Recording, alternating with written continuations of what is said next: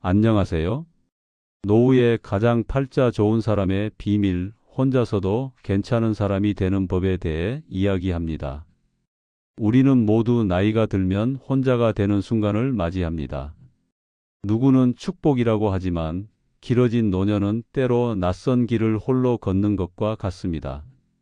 젊을 때는 배우자, 자녀, 친구 등 수많은 사람과 함께였지만 세월이 흐르고 나이가 들수록 주변 사람들은 하나둘씩 멀어지고 결국 남는 것은 자기 자신뿐이라는 냉엄한 현실을 마주하게 됩니다. 외로움이 두려운 것이 아니라 그러한 외로움에 대비할 준비를 전혀 하지 못한 채 혼자가 되는 일이 우리를 더욱 두렵게 만듭니다. 과연 우리는 이 길고 때로는 무겁게 느껴질 수 있는 노년의 시간을 어떻게 의미 있고 풍요롭게 채워나갈 수 있을까요? 혼자서도 평온하고 자유로우며 만족스러운 노년을 맞이하기 위한 6가지 핵심 통찰을 지금부터 자세히 나누어 보겠습니다.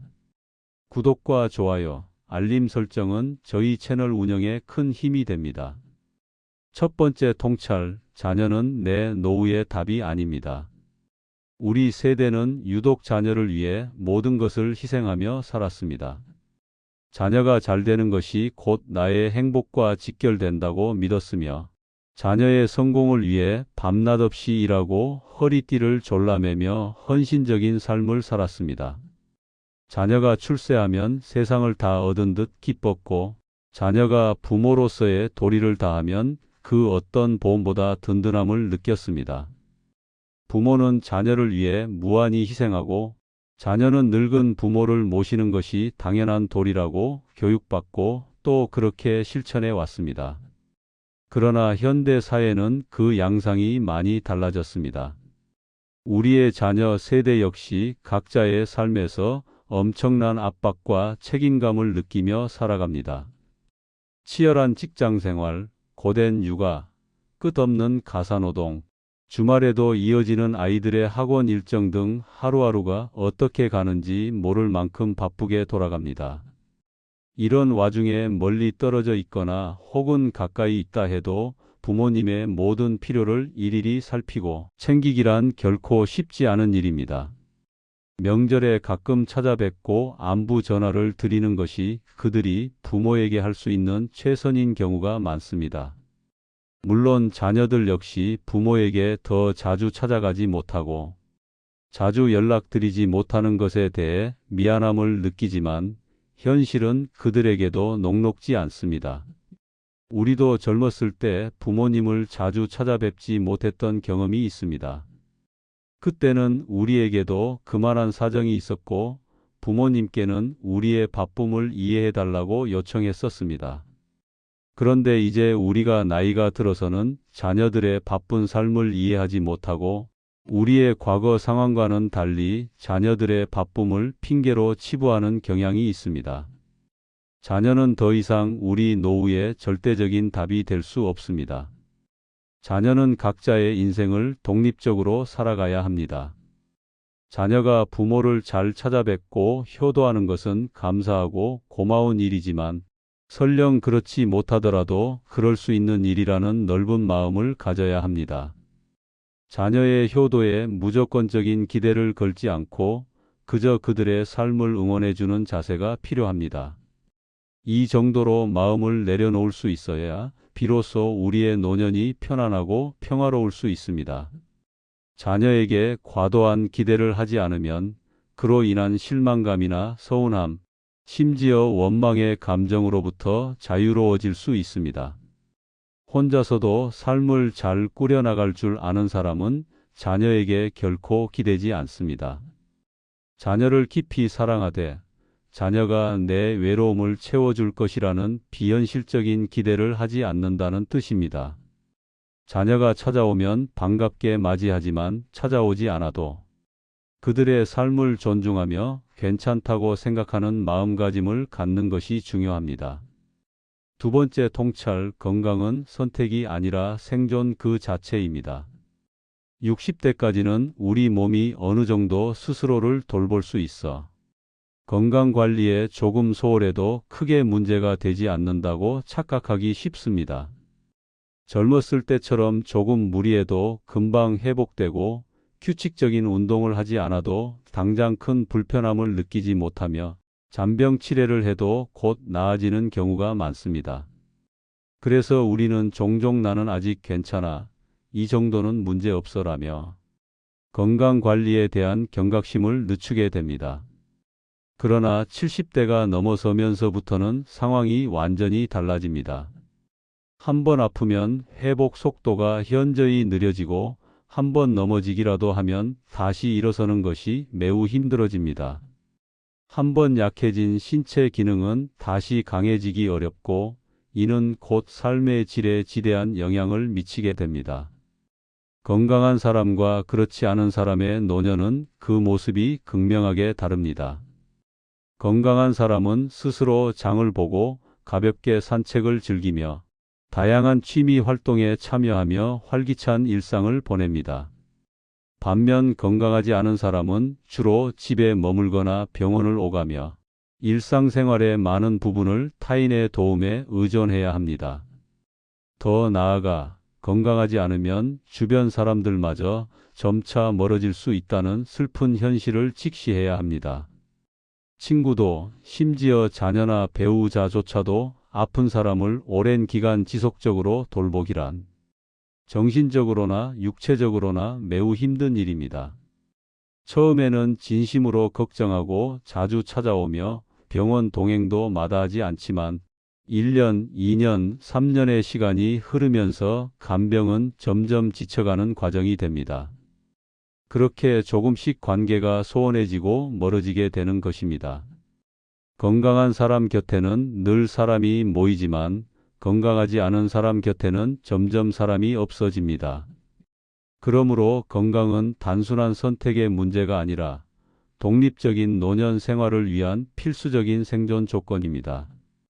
혼자서도 자신의 삶을 주도적으로 꾸려나갈 수 있는 몸을 유지하는 것이 노년의 가장 중요한 과제라 해도 과언이 아닙니다. 지금 이 순간도 결코 늦지 않았습니다. 거창하고 힘든 운동을 시작할 필요는 없습니다. 매일 꾸준히 조금씩 걷고 기본적인 근력을 유지하며 정기적인 병원 검진을 미루지 않는 것이 중요합니다. 일상생활 속에서 꾸준히 몸을 움직이는 습관을 들이는 것이 핵심입니다. 만약 60대 초반이라면 지금 바로 시작하십시오. 10년 후에는 완전히 다른 삶을 살게 될 것입니다. 60대 후반이라면 더 이상 망설이지 말고 지금 당장 시작하여 70대가 되기 전에 몸을 충분히 만들어 두어야 합니다. 70대가 넘었더라도 늦지 않았습니다. 지금이라도 시작하여 80대까지 버틸 수 있는 몸을 만들어야 합니다. 혼자서도 잘 살 줄 아는 사람은 자신의 건강을 최우선으로 지킵니다. 건강해야만 혼자서도 독립적이고 만족스러운 삶을 살아갈 수 있다는 것을 깊이 이해하고 있기 때문입니다. 세 번째 통찰, 외로움과 고독은 분명히 다릅니다. 외로움은 타인과의 관계에서 오는 결핍감, 즉 누군가를 간절히 원하는 마음에서 비롯됩니다. 반면 고독은 혼자 있는 시간을 긍정적으로 받아들이고 즐길 줄 아는 혼자를 받아들이는 마음을 의미합니다. 외로움은 대체로 괴롭고 고통스럽습니다. 아침에 눈을 뜨면 곁에 아무도 없다는 현실을 마주합니다. 혼자 일어나고 혼자 세수하며 혼자 밥을 먹습니다.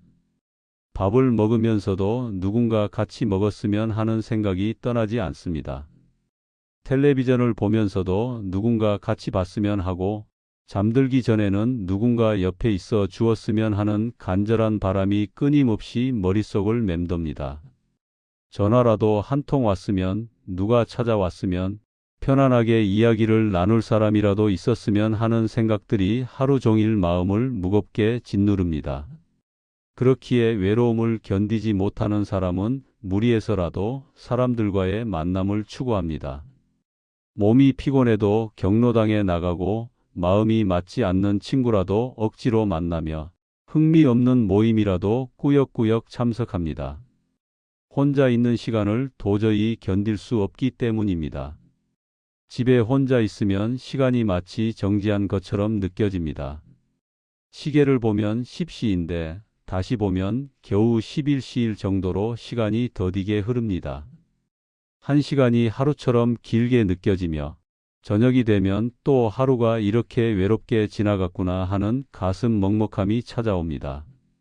그러나 고독은 이와는 전혀 다른 경험입니다.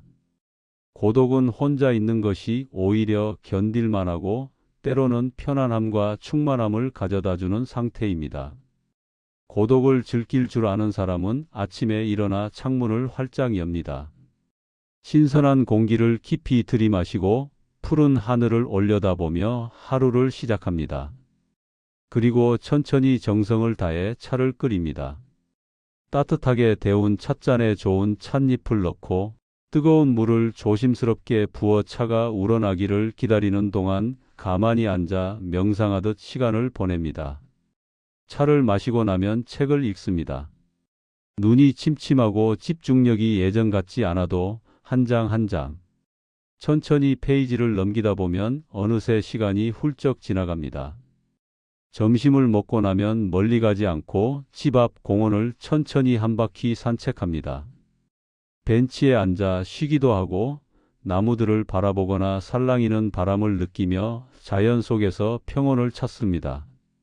저녁에는 좋아하는 텔레비전 프로그램을 시청하거나 뜨개질을 하거나 혹은 그저 창밖을 바라보며 사색에 잠기기도 합니다.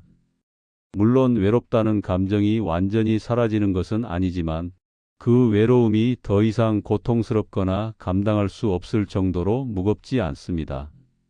오히려 그 외로움조차도 삶의 일부로 받아들이고 견딜 만하다는 것을 깨닫습니다. 고독을 배운 사람은 혼자 있어도 충분히 괜찮습니다. 혼자 차를 마시고 혼자 산책하며 혼자 생각에 잠기는 모든 순간들을 스스로 만족스럽게 채워나갑니다. 우리가 진정으로 배워야 할 것은 외로움을 억지로 참는 것이 아니라 혼자 있는 시간을 주체적으로 받아들이고 즐길 수 있는 고독의 기술입니다. 그렇다면 어떻게 하면 고독을 배울 수 있을까요? 아주 간단한 것부터 시작할 수 있습니다. 바로 혼자서 할 수 있는 것들을 하나씩 늘려나가는 것입니다. 처음에는 배우자나 자녀 없이 나 혼자 밥을 차려 먹어봅니다. 처음에는 쓸쓸함을 느끼겠지만 몇 번 반복하다 보면 점차 익숙해지고 편안함을 느끼게 될 것입니다. 다음으로는 혼자 외출하는 연습을 해봅니다. 누군가와 함께가 아니라 오직 나 혼자서 걷고 생각하며 주변 풍경을 감상하는 시간을 가져봅니다. 그 후에는 혼자서도 충분히 즐길 수 있는 취미를 찾아봅니다. 책을 읽거나 글을 쓰거나 그림을 그리거나 악기를 배우는 등 타인의 도움이나 동반이 없어도 온전히 몰입할 수 있는 활동을 찾아 즐기는 것입니다. 이렇게 조금씩 연습하고 경험을 쌓아가면 혼자 있는 시간이 점점 익숙해지고 편안해집니다. 외롭긴 하지만 충분히 견딜만하고 슬프지만 결코 무너지지 않는다는 것을 몸소 깨닫게 됩니다. 고독을 배운 사람은 혼자가 되어도 결코 삶이 무너지지 않습니다. 네 번째 통찰, 관계를 정리할 줄 알아야 합니다. 나이가 들수록 인간관계에 있어서도 정리가 필요합니다. 젊었을 때는 우리는 수많은 사람들과 관계를 맺습니다. 동창, 동료, 이웃, 친척 등 명함첩에는 이름이 수백 개나 되고 주말마다 약속이 끊이지 않으며 전화벨이 수시로 울리곤 했습니다. 그러나 나이가 들면 그 모든 관계를 이전처럼 활발하게 유지할 여력이 점차 사라집니다. 몸도 예전 같지 않아 쉽게 피곤해지고 마음도 지치기 쉬우며 시간도 한정적입니다.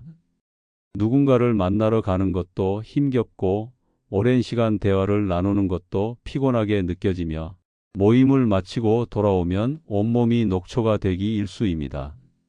그런데도 우리는 과거의 관계들을 쉽사리 놓지 못하는 경우가 많습니다.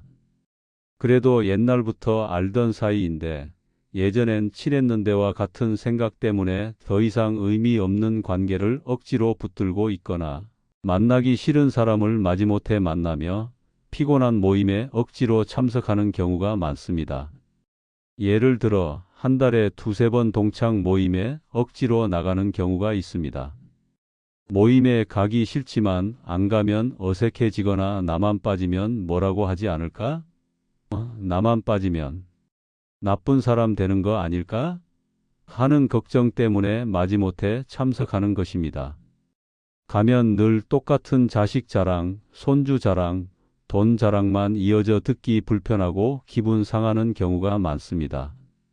그러고 나면 몸도 피곤하고 마음도 무거워지며 시간도 아깝다는 생각에 후회하지만 다음 달이 되면 또다시 억지로 참석하게 되는 악순환이 반복되기도 합니다.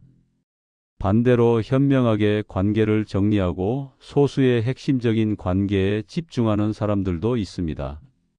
이런 사람들은 만나면 피곤하고 에너지를 뺏는 사람들은 서서히 멀리하고 오직 만나서 기분 좋고 서로에게 긍정적인 영향을 주는 몇몇 친구들과의 관계에 집중합니다. 한 달에 한 번 정도 절친한 친구 두세 명과 만나 식사를 하고 차를 마시며 깊이 있는 이야기를 나눕니다. 서로 자랑하거나 비교하지 않고 그저 편안하게 속마음을 털어놓습니다. 아프면 진심으로 걱정해주고 힘들면 위로해주며 기쁜 일이 있으면 함께 기뻐해줍니다. 이런 만남은 집에 돌아와서도 마음이 따뜻하고 행복하며 다음 만남이 벌써부터 기다려집니다. 관계도 정리가 반드시 필요합니다. 만나서 기쁘고 에너지를 얻는 사람만 만나면 됩니다. 만나면 피곤한 사람, 시도 때도 없이 자랑만 늘어놓는 사람, 불평불만만 쏟아내는 사람, 자신과 남을 끊임없이 비교하는 사람들은 서서히 관계에 끈을 놓아도 괜찮습니다. 그들에게 미안해할 필요가 전혀 없습니다. 나이가 들면 친구의 수가 자연스럽게 줄어드는 것이 당연한 현상입니다. 수십 명의 친구를 피상적으로 얕게 아는 것보다 진정으로 마음을 나눌 수 있는 두세 명의 친구를 깊이 있게 사귀는 것이 훨씬 더 가치 있고 풍요로운 노년 관계를 만들어줍니다. 혼자서도 잘 살 줄 아는 사람은 적은 수의 관계를 깊이 있게 유지합니다. 많은 사람을 만나지 않아도 결코 외롭지 않으며 진정한 친구 두세 명만으로도 충분히 행복한 삶을 영위할 수 있습니다. 다섯 번째 통찰, 배우자도 영원하지 않습니다. 배우자가 곁에 있다면 삶의 큰 의지가 되고 든든함의 원천이 됩니다. 함께 늙어가고 함께 밥을 먹으며 함께 텔레비전을 시청하고 함께 잠자리에 듭니다. 아플 때 서로를 보살펴주고 외로울 때 다정하게 말을 건네며 밤에는 항상 곁을 지켜주는 존재입니다. 배우자가 있다면 결코 혼자가 아니라는 안정감을 느낄 수 있습니다. 그러나 안타깝게도 삶의 순리상 언젠가는 한 사람이 먼저 세상을 떠나게 됩니다. 통계적으로 여성이 남성보다 평균 수명이 길기 때문에 대부분의 여성은 홀로 남게 됩니다. 남편을 먼저 보내고 홀로 남은 세월을 10년, 20년, 심지어 30년 가까이 홀로 살아가야 하는 경우가 허다합니다. 남성들 역시 아내를 먼저 떠나보내거나 아내가 병들어 간병해야 하는 상황에 처하기도 합니다. 간병하다 지쳐서 자신마저 병을 얻거나 쓰러지는 안타까운 경우도 비일비재합니다. 그런데도 우리는 배우자에게 삶의 모든 것을 의지하는 경향이 매우 강합니다. 밥을 차리는 것도, 빨래를 하는 것도, 청소를 하는 것도 배우자의 몫이고, 병원에 갈 때도, 장을 볼 때도, 심지어 친구와의 약속을 잡을 때조차도 배우자의 도움을 받거나 동행하는 경우가 많습니다. 외로움도 배우자가 달래주고 미래에 대한 불안함도 배우자가 안심시켜주며 하루의 모든 시간을 배우자가 채워주는 삶을 살아왔습니다. 그러다 배우자가 갑자기 혹은 오랜 투병 끝에 사라지면 남겨진 사람은 모든 것이 무너지는 듯한 깊은 상실감과 혼란을 겪게 됩니다.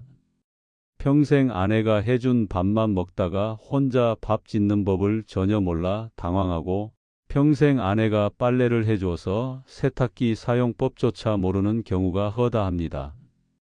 처음에는 라면이나 편의점 도시락으로 끼니를 때우지만 이는 건강을 해치는 지름길입니다. 빨래는 아들 집에 가져가거나 비싼 돈을 주고 빨래방에 맡기는 등의 불편함을 감수해야 합니다.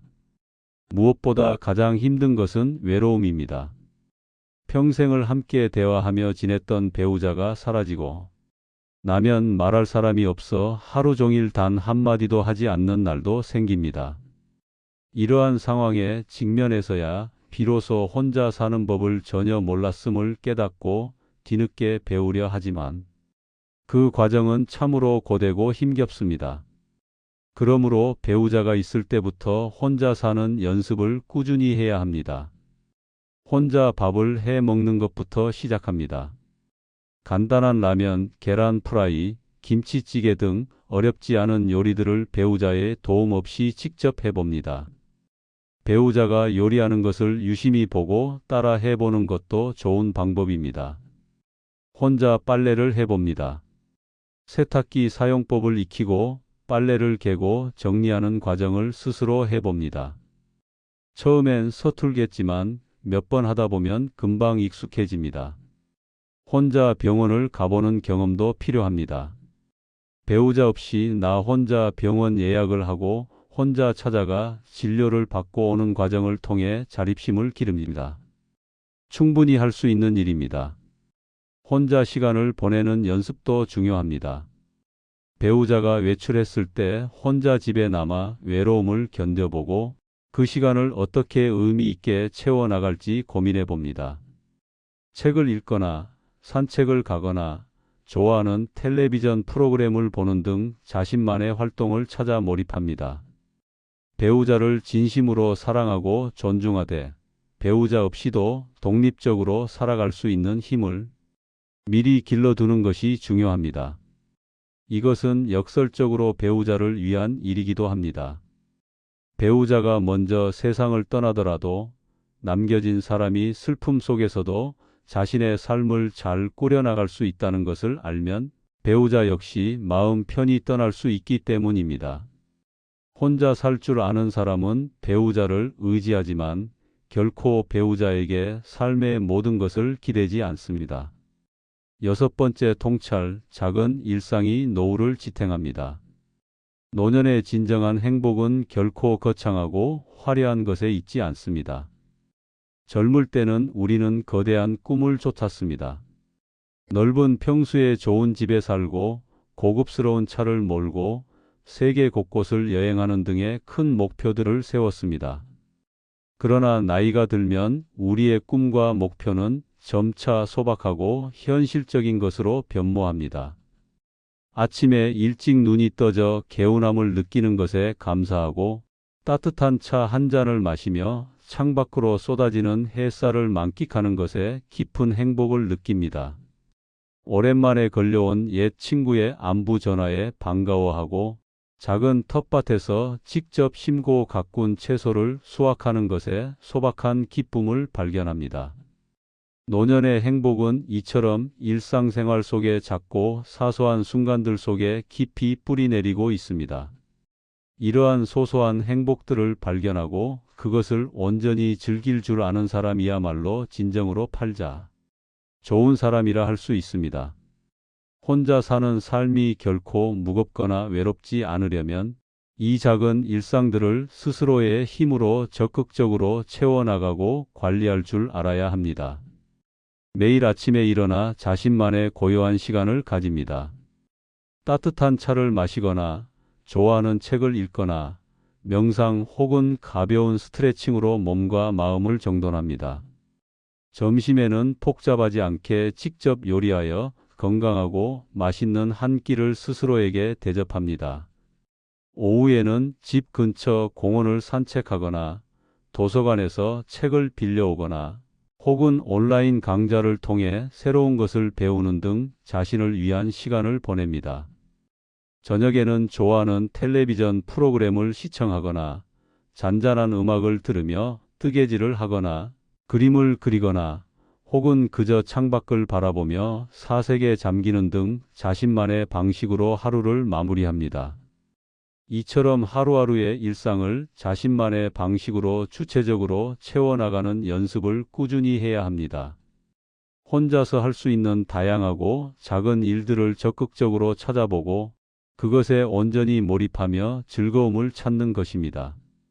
예를 들어 그림 그리기, 뜨개질, 신화 에세이 쓰기, 식물 가꾸기, 악기 연주, 외국어 학습 등 타인의 도움이나 동반이 필수적이지 않은 취미 활동을 개발하는 것이 매우 중요합니다. 이러한 활동들은 단순히 시간을 소비하는 것을 넘어 삶의 의미와 활력을 불어넣어주고 성취감과 만족감을 느끼게 해줍니다. 작고 소박해 보이는 일상들이 모여 안정적이고 풍요로운 노년 생활을 위한 단단한 기반을 만듭니다. 혼자서도 잘 살 줄 아는 사람은 자신의 일상 속에서 작은 행복의 조각들을 찾아내고 그 행복으로 자신의 노년이라는 큰 그림을 아름답게 그려나갑니다. 거창하고 실현하기 어려운 계획이나 목표만을 쫓기보다는 오늘 하루를 어떻게 하면 즐겁고 만족스럽게 보낼지에 집중하는 것이 훨씬 현명하고 실질적인 노년 준비의 자세입니다.